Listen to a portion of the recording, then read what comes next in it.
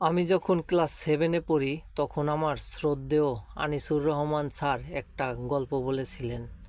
হঠাৎ করে আজকে কাজের ফাঁকে গল্পটা মনে পড়ে গেল। গল্পটি ছিল এমন, এক গ্রামে খুবই দরিদ্র একটি পরিবার বাস করত। তারা এতটাই দরিদ্র ছিল যে একবেলা খেতে পেলে আরেক বেলা খাবার জুটত না। সেই পরিবারেরই একটি ছেলের অনেক ক্ষুধা লেগেছে। বারবার তার মার কাছে বলছে, মা, আমার অনেক ক্ষুধা লেগেছে, দয়া করে কিছু খেতে দাও।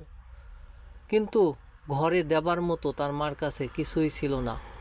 মা তখন ছেলেটিকে সান্ত্বনা দেবার জন্য বলছিল, বাবা, মনে করো তুমি কাঁচা পেঁয়াজ মরিচ দিয়ে পান্তা ভাত খাচ্ছ।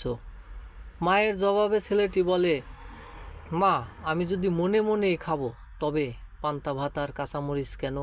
আমি তো গোস্ত, পোলাও, কোরমা, বিরিয়ানিও খেতে পারি মনে মনে। তার ছেলের জবাবে মা বলে, কারণ আমরা খুবই গরিব।